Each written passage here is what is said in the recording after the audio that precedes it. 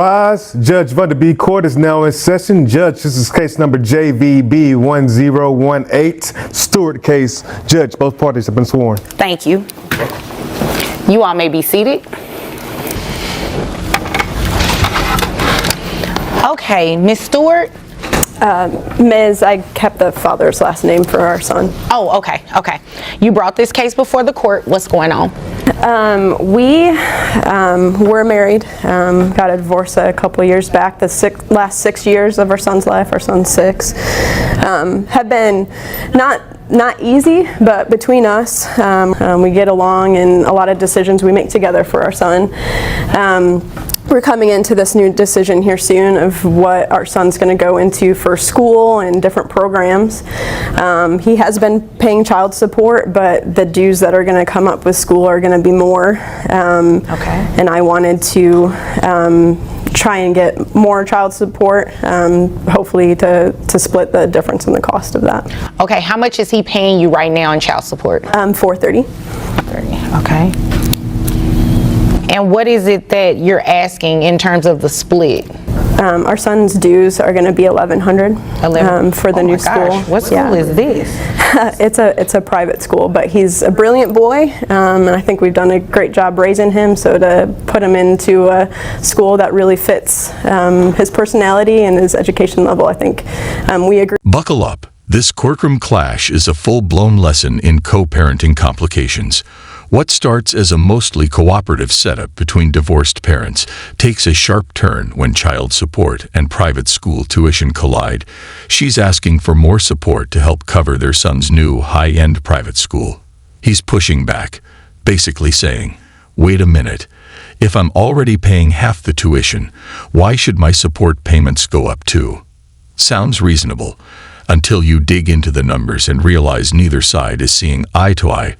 Just when it seems like they might meet in the middle, the judge steps in with a curveball. Turns out, details like who claims the child on taxes, who pays for medical insurance, and how custody is split can totally reshape what's fair. And what's legally required now, it's not just a disagreement. It's a full breakdown of what happens when personal deals don't match the law. Who's right? Who's sidestepping their responsibilities? And how does the court balance all the moving parts stick around? This one's packed with contradiction, compromise, and a hard-hitting dose of courtroom truth. Okay. Okay. And what do you have to say about this? Well, I kind of let her make those decisions. In terms of the school, you're okay with the school? In terms of the school, I'm okay. I trust her. It's actually, splitting it is going to be more on the front end, but it's actually less. I looked it up, and it's 9 months. Okay. At $550 will actually be less child support for me in the next year. So I'm not sure, but that's what she wanted to do, so I'm saying okay. Okay. So you guys agree that you would split the $1,100? Is that what I'm understanding? We agreed that we would split the schooling, but the trouble that we're coming into here is just I don't want to go 3 months without having any child support, if that's what he's bringing to case. Is that what you're trying to say? Yeah, if we're talking about splitting the tuition, then we're splitting $1,100 in 9 months. That's less money for the year than if I just continued to pay child support to her. I'm okay with it, so if that's her decision. What we're disagreeing with is just the length of time. I want to at least receive the $430 for the remaining 3 months if that's what decided. I'm not sure how that works in terms of the court, but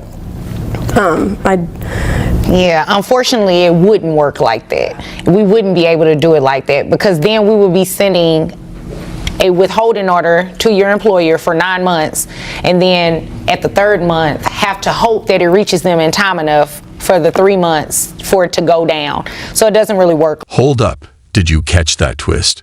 For all the back and forth, both parents actually agree on one thing. Their son deserves a top-tier education. But now comes the real question. Who's picking up the tab? And for how long Dad's all in on the private school? As long as it doesn't drain his wallet. His logic: 9 months of tuition costs less than paying child support all year. Smart angle, but the courtroom doesn't follow budget-based wishful thinking. Here's where things get messy. His numbers make sense in theory, but the law has its own formula, and it doesn't bend for personal spreadsheets. The judge isn't just looking at tuition. She's weighing custody time, medical coverage, tax breaks, the whole picture, so while they both want what's best for their kid, the money math. Yeah, that's starting to split just like their finances did. So it either has to be something you guys agree on in terms of what it is, like the amount, the $550, and it will have to continue one for the full year. I mean, you think about it like this. Those 3 months, there are going to be things that your son will probably need while he's with mom that she will be able to get. Yeah. Definitely daycare. I mean, that's Well, still. I mean, I understand she has expenses, but so basically, if she decides that he's going to go to a private school, my child support is going to be raised 12 months a year, even though that's a 9-month decision. Yeah, because it has to extend through the entire year. Otherwise, based on your tax returns, I can base your child support off of what it should actually be. No, I think we're okay. Oh, okay. I was going to say because What would that look like? well, off of your tax returns again and your W-2, you make $62,500 a year, correct?